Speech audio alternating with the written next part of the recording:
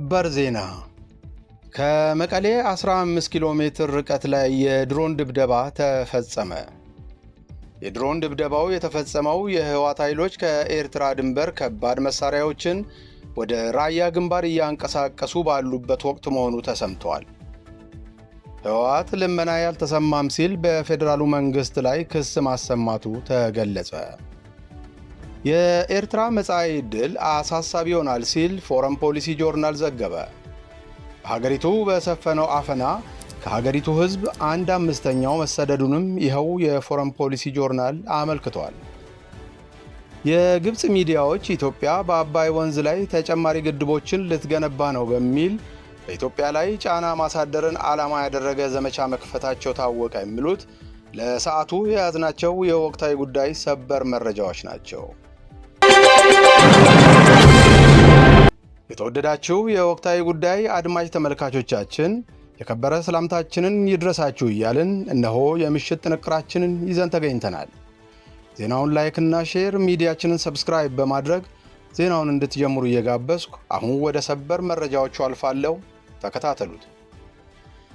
ከመቀሌ 15 ኪሎ ሜትር ርቀት ላይ የድሮን ድብደባ ተፈጸመ። የድሮን ድብደባው የተፈጸመው የህወሓት ኃይሎች ከኤርትራ ድንበር ከባድ መሳሪያዎችን ወደ ራያ ድንበር እያንቀሳቀሱ ባሉበት ወቅት መሆኑ ታውቋል። በዚህ ጥቃት በርካታ የህወሓት ታጣቂዎች የተገደሉ ሲሆን የደረሰው ቁሳዊ ውድመትም እጅግ ከፍተኛ እንደሆነ ታውቋል። ኪሳራና ጉዳት የደረሰባቸው ሲሆን ከባድ የጦር መሳሪያዎችም ወድመዋል ነው የተባለው።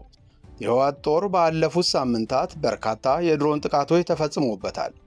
በሸረሪና፣ በራያ መረዋና በራያ ቆቦ አውዳሚ የድሮን ጥቃቶች የተፈጸሙበት ሲሆን ይህ የአየር ላይ ቅኝትና የአየር ላይ ጥቃት ከመቀሌ በ15 ኪሎ ሜትር ርቀት ላይ በሚገኝ ስፍራ ዛሬ ረፋድ ላይ የድሮን ጥቃት ተፈጽሟል።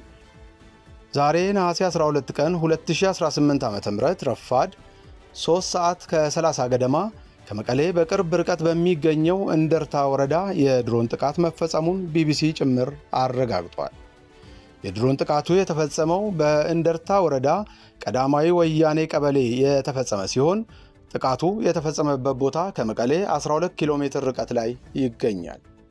ለመንግስት ቅርበት ያላቸው የመረጃ ምንጮች እንዳሉት በጥቃቱ በርካታ የህወሓት ታጣቂዎች መገደላቸውና በብዙ ቦታ የተከማቹ የጦር መሳሪያዎችም ዶግ አመድ መሆናቸውን ዘግበዋል።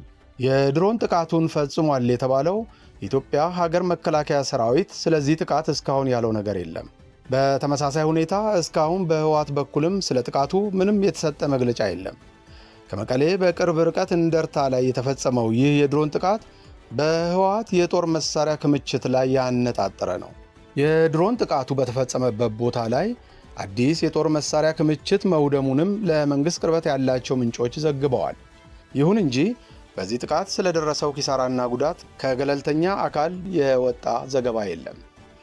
የፌዴራል መንግስት ከቅርብ ጊዜ ወዲህ የለየለት ጦርነት ውስጥ ሳይገባ በህወሓት ላይ ተደጋጋሚ የአየር ጥቃቶችን እየሰነዘረ ነው።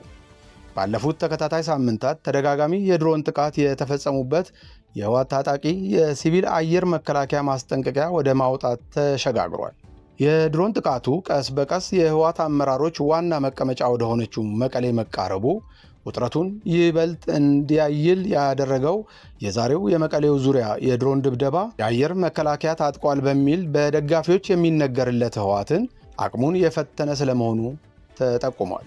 በተያያዘ ዜና ህወሓት ልመና ያልተሰማም ሲል በፌዴራሉ መንግስት ላይ ክስ ማሰማቱ ተገለጸ።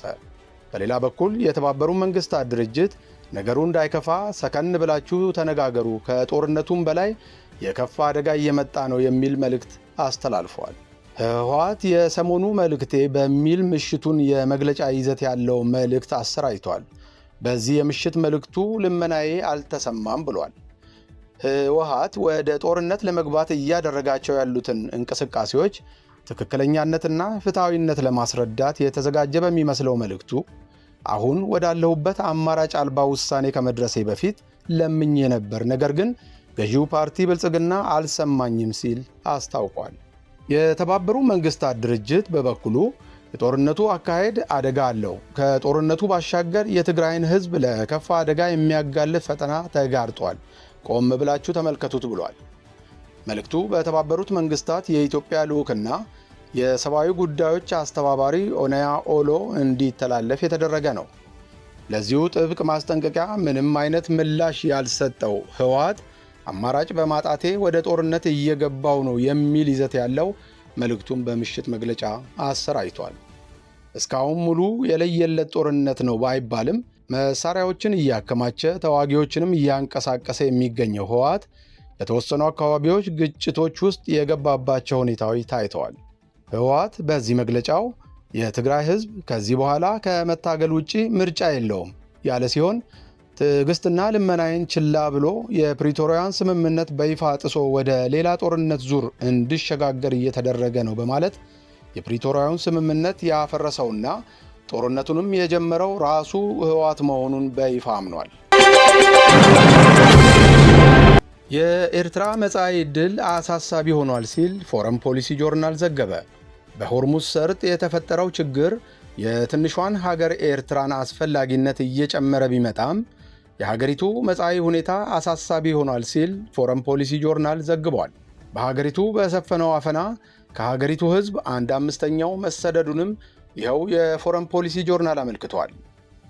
ትንሿ ሀገር ኤርትራ በቀይ ባህር ቀጠና ወሳኝ እየሆነች መምጣቷንና ይህም ከሆርሙዝ ሰርጥ ውዝግብ ጋር የተያያዘ እንደሆነ የገለጸ ሲሆን በተለይም የሃውቲ አማጽያን ካሉበት የመን ትይዩ አቅጣጫ ላይ ኤርትራ መገኘቷን ለተፈላጊነቷ አስተዋጽኦ ማድረጉን አመልክቷል።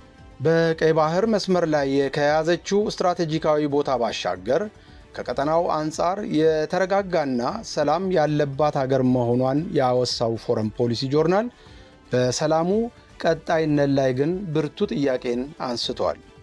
በኤርትራ ምድር የተቋማት አለመኖርና ሀገሪቱ በአቶ ኢሳያስ አፈወርቂ ጥብቅ ቁጥጥር ስር መሆኗ መጪውን ጊዜ አሳሳቢ እንደሚያደርገው ዘገባው አመልክቷል። የኤርትራው ፕሬዝዳንት ማን እንደሚተካቸው አለመታወቁና ዕድሜያቸው 80 መድረሱን በመዘርዘር ፕሬዝዳንቱ በሆነ መንገድ ከስልጣን አካባቢ ቢገለሉ የሀገሪቱ ጸጥታ አደጋ ውስጥ ሊወድቅ እንደሚችል አሳስበዋል። ሕገ መንግሥትና ሕገ መንግሥታዊ ተቋማት በሌሉበት ሀገር ፕሬዝዳንቱ በማንና እንዴት እንደሚተካ አለመታወቁ የአሁኑን ሰላም ዘላቂነት ጥያቄ ውስጥ እንዳስገባው ተንትኗል። በኤርትራ ያለው ጭቆና በዓለም ላይ የሚወዳደረው ከሰሜን ኮሪያ ጋር ብቻ እንደሆነ በማመልከት ኢንተርናሽናል ፍሪደም ኢንዴክስ ዋቢ በማድረግ በዓለም ላይ በጭቆና ከሰሜን ኮሪያ ቀጥሎ ሁለተኛ ሀገር እንደሆነችም አስነብቧል።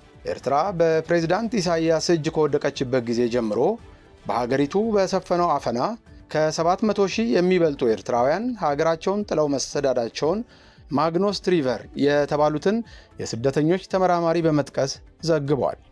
ይህም ከሀገሪቱ ሕዝብ 1/5ኛ መሆኑን በመግለጽም አስከፊነቱን የጠቀሰ ሲሆን የሕዝብ ቁጥር እድገቱ ከ2 በመቶ በታች በመሆኑም ሁኔታውን ይበልጥ አሳሳቢ እንደሚያደርገው ተንትኗል። የግብፅ ሚዲያዎች ኢትዮጵያ በአባይ ወንዝ ላይ ተጨማሪ ግድቦችን ልትገነባ ነው በሚል በኢትዮጵያ ላይ ጫና ማሳደርን ዓላማ ያደረገ ዘመቻ መክፈታቸው ታወቀ። ግብፅ ላለፉት ወራት ከውጭ ጉዳይ ሚኒስትሯ እስከ ውሃና መስኖ ሚኒስትሯ ድረስ በህዳሴ ግድብ ላይ ያነጣጠረ ፕሮፓጋንዳ ስትሰራ ቆይታለች። ሚኒስትሮቿ የህዳሴ ግድቡ ግብፅ የምታገኘውን የውሃ መጠን ቀንሷል ከሚለው ከእውነት የራቀ መረጃ እስከ ተጨማሪ ግድቦች በአባይ ወንዝ ላይ ሊገነቡ ነው እስከሚለው ሐቅ ድረስ ዘመቻዎችን ሲከፍቱና በኢትዮጵያ ላይ ጫና ለማሳደር ሲሞክሩ ተስተውለዋል።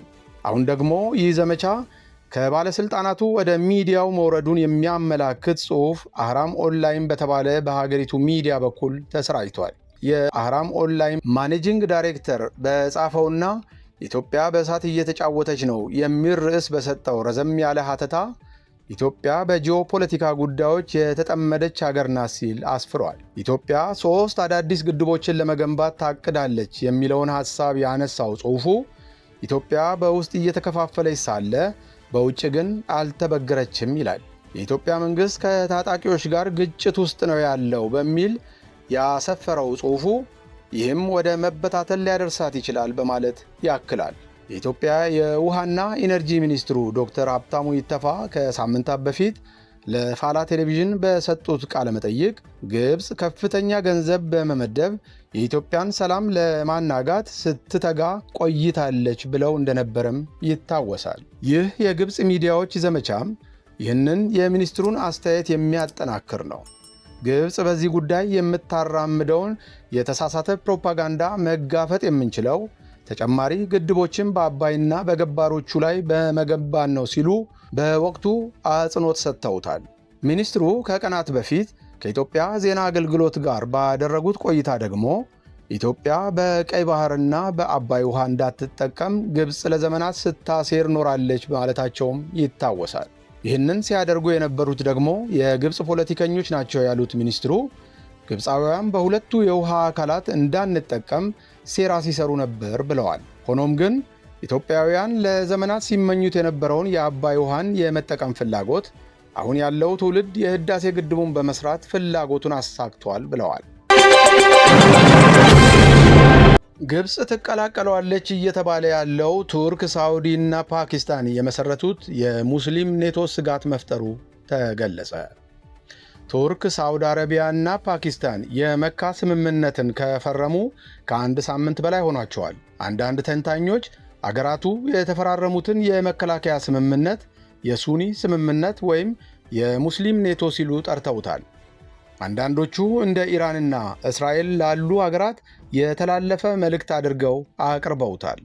ሌሎች ደግሞ ይህንን ስምምነት አገራቱ ለደህንነት ዋስትና በዩናይትድ ስቴትስ ላይ ያላቸውን ጥገኝነት ለመቀነስ ያላቸውን ፍላጎት የሚያንጸባርቅ ነው ይላሉ።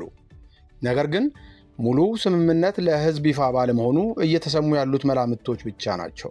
በስምምነቱ ላይ ጥርጣሬ ያላቸው ወገኖች ድንበር የማይጋሩት እነዚህ ሦስት አገራት ብሔራዊ ጥቅሞቻቸው አይጣጣምም ሲሉ ይከራከራሉ።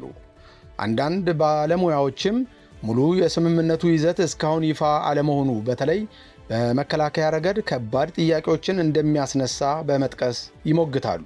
በስምምነቱ መሠረት ከሦስቱ አገራት በአንዱ ላይ የሚፈጸም ጥቃት በሁለቱ ላይ እንደተሰነዘረ ይቆጠራል።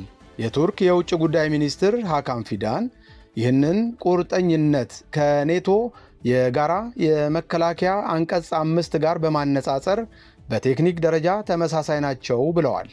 ነገር ግን ተንታኞች ስምምነቱ በተግባር እስኪፈተን ድረስ ስምምነቱን እንደ የዓላማ መግለጫ እንጂ እንደ ኔቶ አይነት አስገዳጅ ቁርጠኝነት አድርገን ማየት የለብንም ሲሉ ይሞግታሉ። ሦስቱም አገራት ከስምምነቱ ተጠቃሚ የሚሆኑ ሲሆን የተለያዩ ጥንካሬዎችንም ያዋጣሉ። ሳዑዲ አረቢያ በገንዘብ በዲፕሎማሲ ኃይልና በነዳጅ ዘይት ግዙፍ የኢኮኖሚ ባለቤት ነች። ነገር ግን የአገሪቱ መንግሥት ከኢራን በሚተኮሱ ሚሳኤሎችና ድሮኖች የኢራን አጋር በሆኑት ሁቲ ታጣቂዎች በሚፈጸሙ ጥቃቶችና በዋና ዋና የባህር መስመሮች ላይ በሚደርሱ መስተጓጎሎች እየተፈተነች ትገኛለች። ቱርክ የኔቶ አባል ስትሆን ግዙፍ የጦር ኃይል ካላቸው አገራት መካከል አንዷ ናት። በተጨማሪም በሰሜን አትላንቲክ የጦር ቃል ኪዳን ውስጥ እና በመካከለኛው ምስራቅ አገራት መካከል በመልክዓ ምድርም ሆነ በዲፕሎማሲ መንገድ ድልድይ ለመሆን ትችላለች። ፓኪስታንም ጠንካራ የሆነ ወታደራዊ አቅም ያላት ሀገር ብቻ ሳትሆን ከሦስቱ መካከል ብቸኛዋ የኒውክሌር ጦር መሳሪያ የታጠቀች ነች። ይህ ስምምነት የተገነባው ቀድሞውኑ በተቀመጡት ግንኙነቶችና ስምምነቶች ላይ ነው። የንጉሥ ፋይሰል የምርምርና የእስልምና ጥናት ማዕከል ተመራማሪ የሆኑት ኦማር ከሪም ትብብሩ ለሦስቱም አገራት ጠንካራ ፖለቲካዊ መልእክት ለማስተላለፍ፣ የዲፕሎማሲያዊ ተጽዕኖአቸውን ለማጎልበትና ስትራቴጂያዊ ጥቅሞችን ለማግኘት ዕድል እንደሚሰጥ አብራርተዋል። ፕሬዚዳንት ሬሲፕ ታይብ ኤርዶዋን ራዕያችን በእነዚህ ሦስት አገራት ብቻ የተወሰነ ሳይሆን የበለጠ ለማደግና ከተቻለም አንድ ቀን ሁሉም የቀጠናው አገራት በዚህ ጥላ ስር እንዲሰባሰቡ ለማድረግ ነው ብለዋል። ግብፅ ከሳዑዲ አረቢያ ከፓኪስታንና ከቱርክ ጋር መደበኛ ባልሆነ የአራት አገራት ቡድን ውስጥ እየተሳተፈች ነው። ስለዚህ በርካቶች የዚህ ስምምነት አባል ሆና እንደምትቀላቀል ይጠብቃሉ። ስምምነቱ ከተፈረመ በኋላ የቱርክ የውጭ ጉዳይ ሚኒስትር ሃካን ፊዳን ግብፅ ተፈጥሯዊ አጋር እንደሆነችና ልትቀላቀል እንደምትችል ጠቁመዋል። የግብፅ የውጭ ጉዳይ ሚኒስትር ባዳር አብዱላቲፍ ካይሮ ስምምነቱን በጥንቃቄ እየተመለከተችው ነው ብለዋል። ነገር ግን የቻተም ሃውስ አባል የሆኑት አህመድ አብዱል በፕሬዝዳንት አብዱል ፈታህ አልሲሲ ዘመን ግብፅ ከሌሎች አገራት ጋር ባላት ግንኙነት ላይ አሉታዊ ተጽዕኖ ሊያሳድር ስለሚችል በእንዲህ አይነት ጥምረት ውስጥ ለመሳተፍ ጥንቃቄ ታደርጋለች ብለዋል። ግብፅ በዚህ ጥምረት ውስጥ መቀላቀል ከኢራን፣ ከእስራኤል፣ ከተባበሩት አረብ ኤምሬትስ፣ ከግሪክ፣ ከቆጵሮስና ከህንድ ጋር ያላትን ግንኙነት እንዳያፈርስባት ትሰጋለች። ስምምነቱን የፈረሙት ሦስቱ አገራትም ጦርነት በከፍተኛ ሁኔታ መልኩን በቀየረው ቀጠና ውስጥ ጥምረት ለመፍጠር መሞከራቸው አደጋ እንዳለው ይገነዘባሉ። የተከበራችሁ የቻናላችን ቤተሰቦች ለዛሬ ምሽት ያዘጋጀናቸው መረጃዎቻችን የተከታተላችኋቸው ነበሩ። አብራችሁን ስለነበራችሁ እናመሰግናለን። ዜናውን ላይክና ሼር፣ ሚዲያችንን ሰብስክራይብ በማድረግ አጋርነታችሁን ታጠናክሩ ዘንድ የተለመደ የአክብሮት ግብዣችንን እናቀርባለን።